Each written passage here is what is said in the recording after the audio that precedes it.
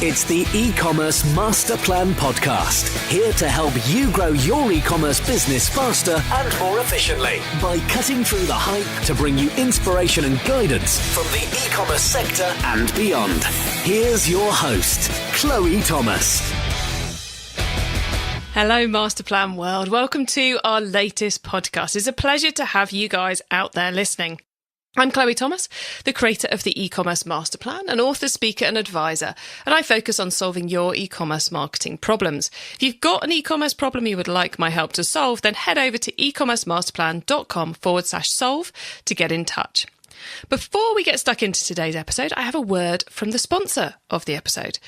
Many brands selling direct to consumer fail to offer the fast and frictionless shopping experiences customers demand. They must fix this ASAP or risk getting eaten for lunch by competitors who better own the all-important customer journey. So don't get eaten. Pre-register now at info.brightpearl.com/masterplan to be emailed Brightpearl and Endless Gains special report, Fast and the Frictionless, the new reality for D2C brands as soon as it's released. Don't miss out on valuable insights for implementing a frictionless shopping game plan. So let me introduce you to today's special guest. Derek Richers is the Director of Operations at Spikeball, which means he's in charge of making sure they never ever go out of stock. Yes, today we're talking ops rather than marketing. Spikeball are a business on a mission to turn roundnet into the next great American sport. Founded over 10 years ago, sales now hit $2.5 million per month at peak, which is a staggering 56,000 units. Hello, Derek. Hi, Chloe. How are you doing?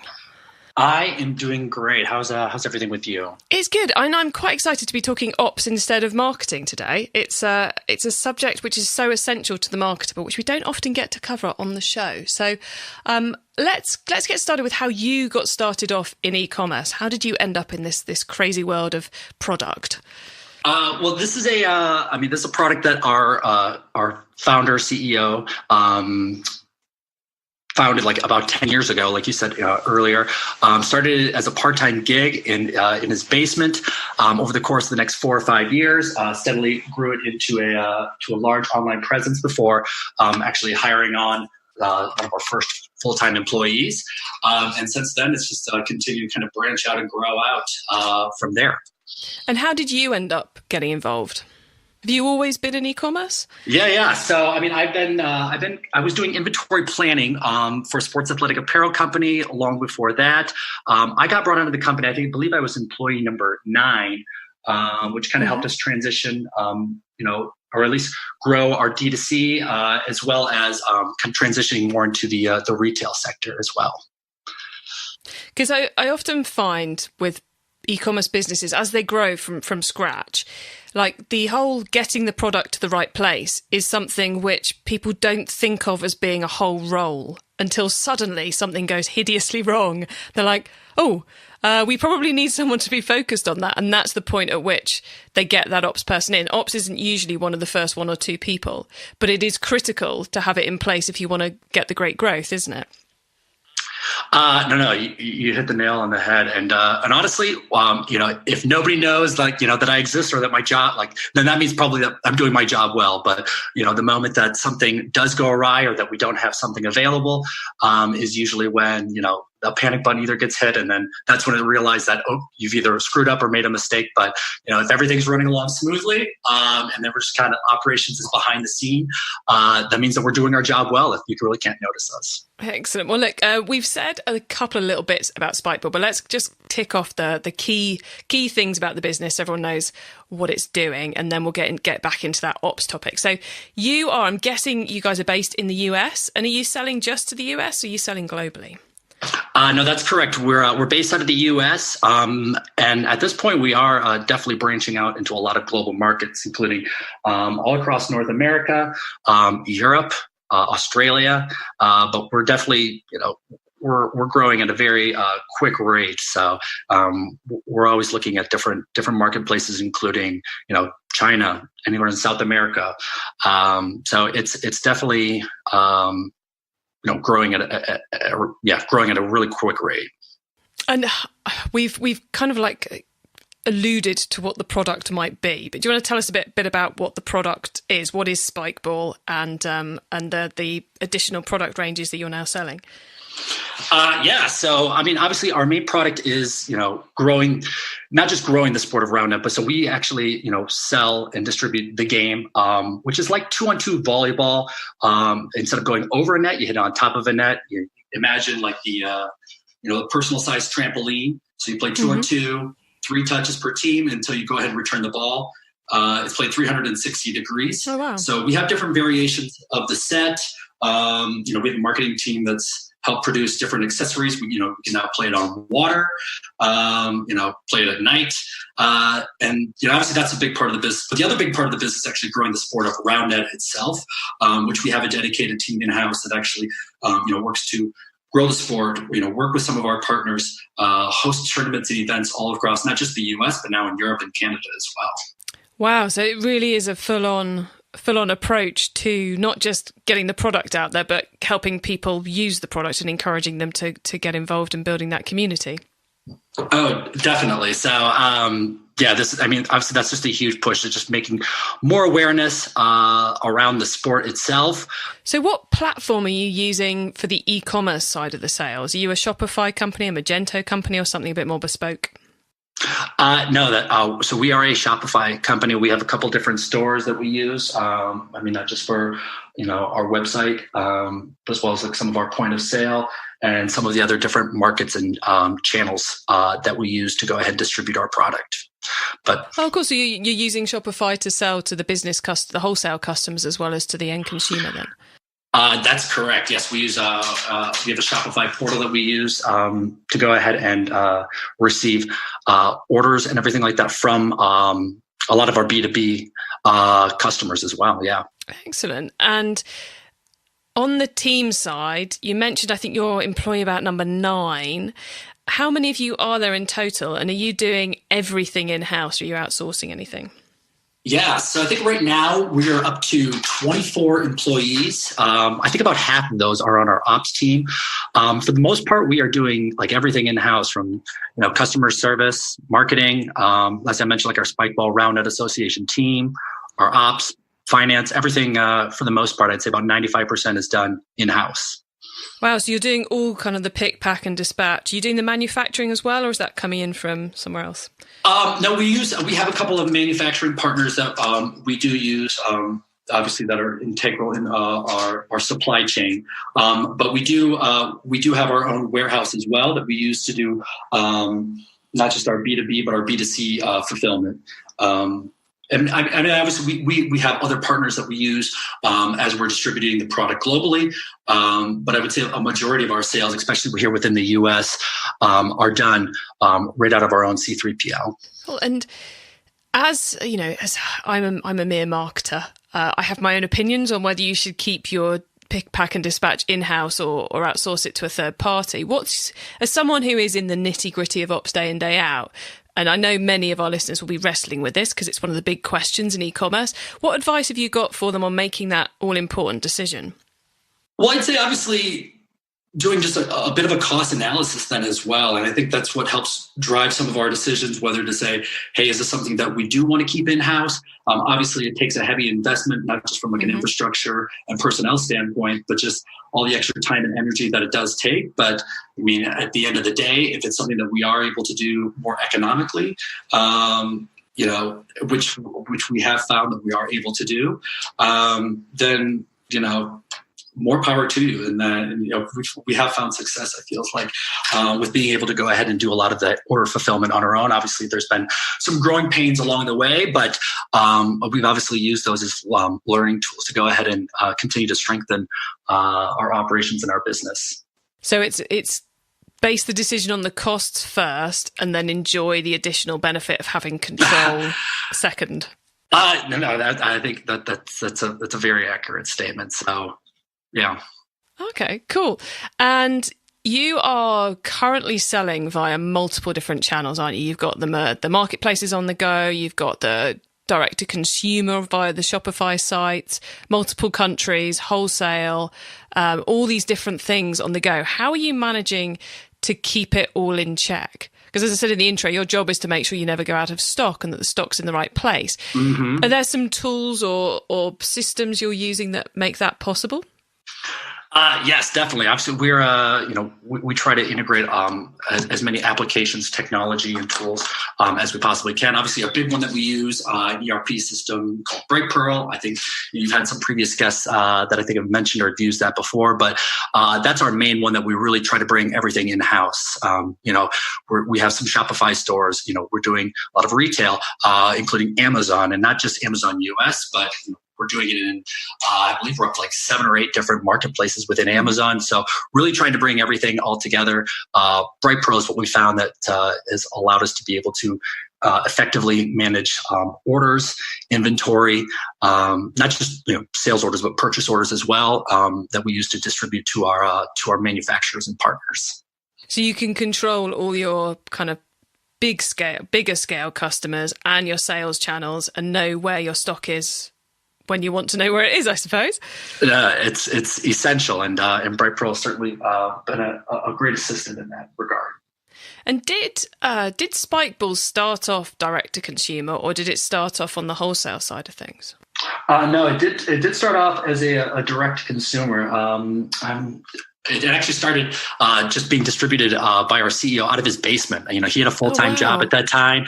And I think for the first 4 or 5 years, he was just making runs back and forth, I think, between his basement to the, whether it was dropping it off at the UPS store or USPS. And it wasn't until I think about 5 years ago that, they really kind of decided to take off and expand out the D2C, as well as started bringing on retailers or wholesalers as well. I know a lot of our listeners are considering adding additional channels, and obviously having the right software is part of the decision-making process to make it manageable and doable.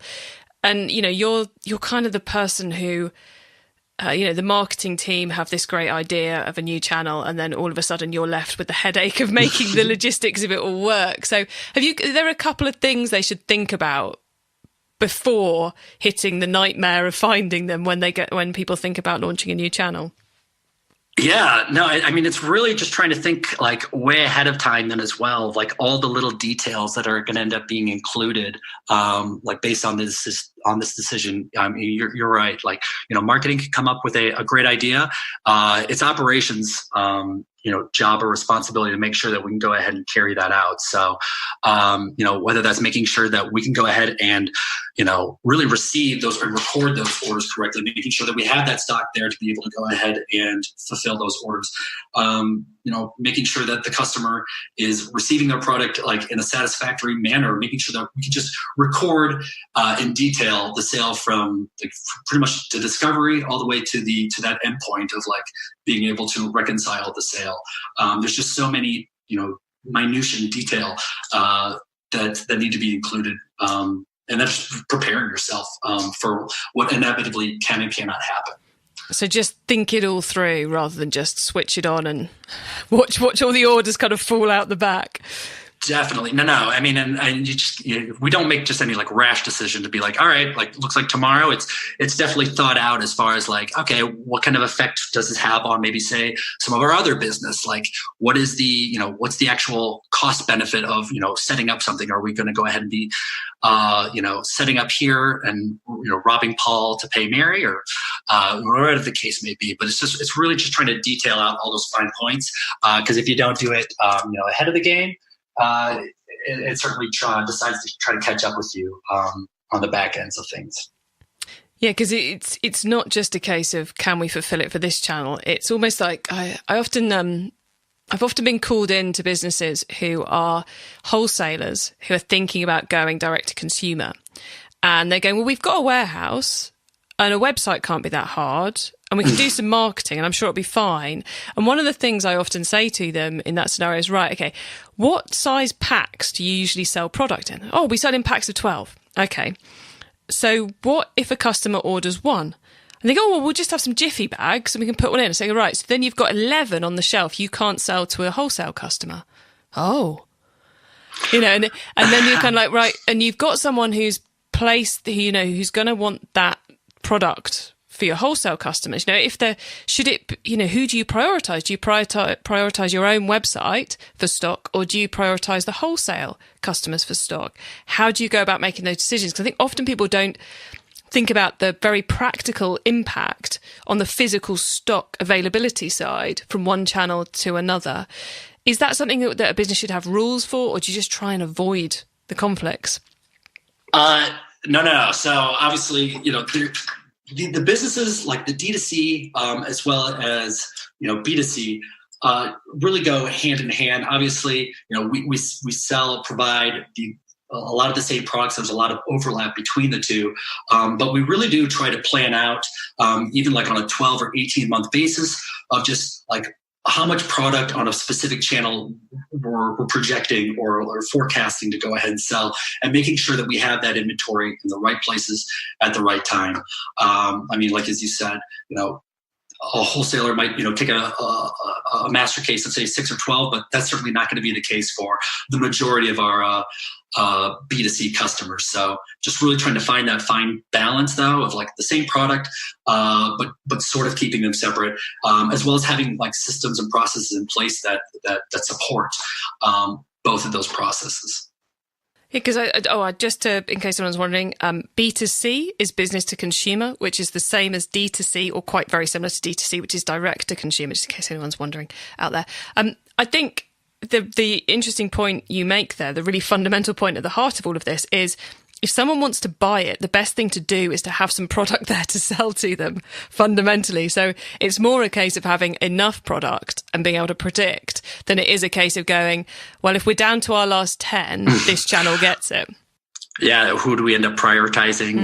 Who gets what? So no, that's definitely a fine balance that we need to walk. But I think something that we've definitely integrated within our business is just making sure that everybody's kind of talking to each other on the same page, whether that's marketing, whatever planned promotions that they may have, or the same goes maybe with our retail. We like one thing that we definitely try to do on a monthly basis is do a monthly SNOP, just saying, hey guys, this is what our 90-day forecast looks like. This is what we've got in these specific locations. This is what we're expecting to sell through.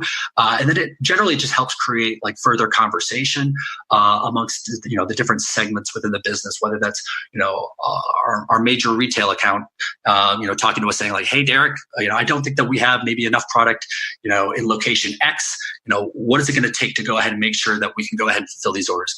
And at the end of the day, we don't want to say no to an order or anything like that. So, between the different products and the different marketplaces, channels, and warehouses that we have, it's certainly a complex web that we've got kind of set out there. But I like the fact you've clearly got all the right systems in place and you're doing the right number crunching, but that you're still, was it once a month, sending a message around to everyone going, this is what we're predicting. Basically, tell us if it's wrong, if there's something you haven't told us that we haven't been able to factor in. Because often, worst case scenario, I was talking to a friend the other day, he was saying about how one of the jobs she'd worked at, where she was the merchandiser, so doing a semi-similar job to yourself. And the warehouse manager was very proud of the fact he knew where everything was in the warehouse, but nobody else had a clue what was even in stock, which is kind of the absolute worst case scenario. Definitely. Right the way through to what you're saying, which is we've got all the tech in place, we're doing all the predictions, but we're also speaking to our colleagues to find out what we don't know that we need to know. No, exactly. And I mean, obviously everybody on their day-to-day can get caught up in their own business. So just having that reassurance that, hey, this is where we're at with everything. This is what, this is the trend that we think that we're going with, really does allow everybody to kind of get on that same page and just really, have that unified front to be like, okay, this is what we're going with for this month going forward. As well as being able to identify whether that's a 60 or 90 days out, being able to identify some of those gaps, and then being able to put a plan in place that either lessens that risk or just squashes it all together. And you said one other little phrase there, which I have never heard before, which is SNOP. What does that one stand for? So SNOP for sales and operations planning. So essentially just, again, a by product, by channel basis of we're essentially what we're projecting out. So we use a lot of historical data. We use a lot of the data that, that a lot of maybe like our channel owners, whether it's, somebody that heads up our major accounts, he's having conversations with our buyers and saying, hey, it looks like they're going to go ahead and request X amount of units, over the course of the next 30, 60, 90 days. Can we make sure that we have this in place? So it's the sales and ops planning document type. Exactly. But but literally with everybody included then too, everybody from, finance to customer service to our marketing team, just really allowing us to kind of take that, okay, month's over, this is what the next 30 days looks like any objections. And it really does, obviously from the operation standpoint, there's, or I should say like the supply chain standpoint, there's so many different, facets, and just being able to bring those all together to sit there and say, hey, logistics, can you make sure that we can go ahead and support these efforts? You can, great. Fulfillment, can we go ahead and make sure that we're able to go ahead and support this? Wonderful, great. So it just allows us to do that little mini check off, I suppose, within the business. I love it. Such great advice. So I think now we should go into the top tips round. And before we do the top tips round, let's just have a quick reminder of our sponsor. Join the thousands of brands automating their back office with Brightpearl's ERP solution, designed for retailers and wholesalers. Level up your D2C game plan to offer a truly fast and frictionless shopping experience to your customers. Learn more at brightpearl.com.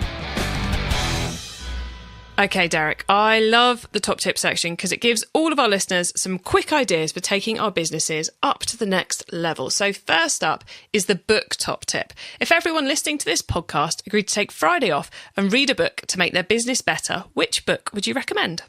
Mine would probably be Tim Ferriss's Tools of Titans. So obviously he's got the podcast that I'm sure maybe quite a few listeners listen to, but the book itself, The Tools of Titans, which, and I know that Tim's written a few other books, really kind of condenses down like a lot of the best of the best, just kind of giving some of those insights, whether it's biohacks or just motivation, or just the little keys that allow you to just take that next step. I feel, for me, just being able to go back and just reference key points that I've highlighted over the course of the last few years has been really reliable. And I really, really enjoy that book. So I always like one which you can kind of go back to and just dip into.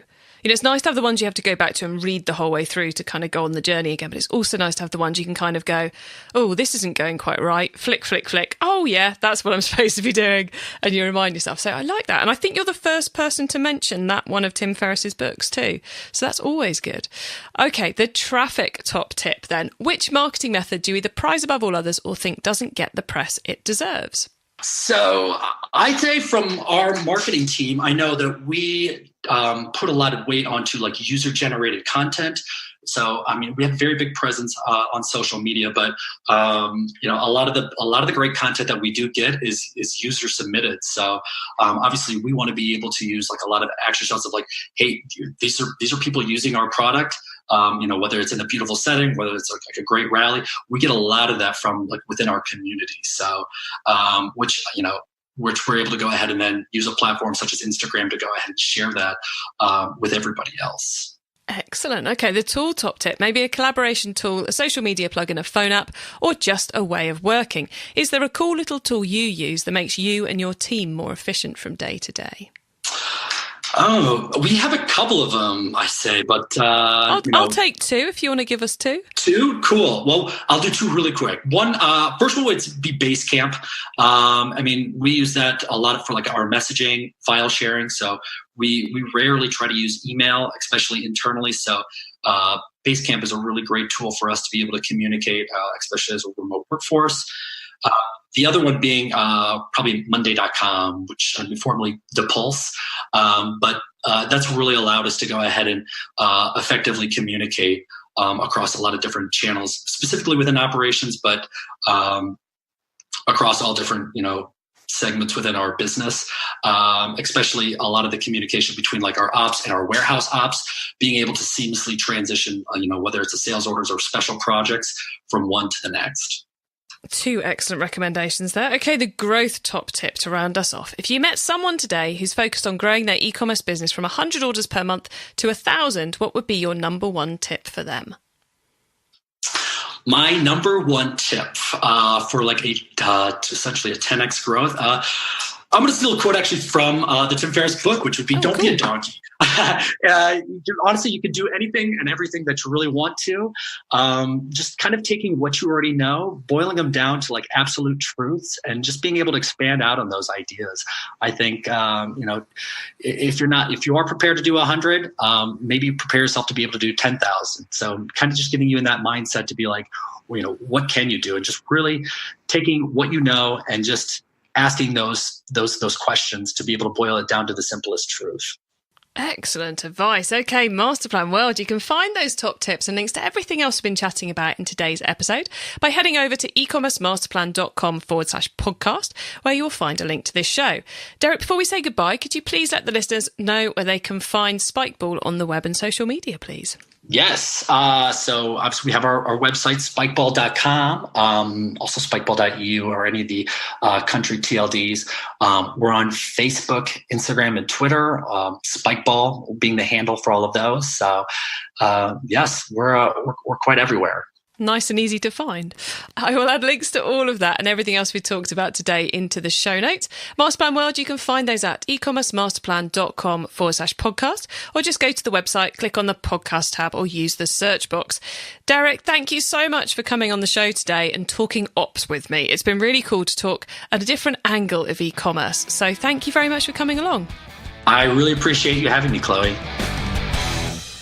Rather nice to slip into the world of ops there, and some really nice, sensible, pragmatic advice from Derek. Of course, you need to have the right tech in place if you're going to be managing multiple channels, but you also need to be talking to your colleagues and finding out what's going on so nothing gets missed, so things are being sense checked. I love that sales and ops SNOP that they were sending out once a month to go, right, that month's gone, here's what's coming up.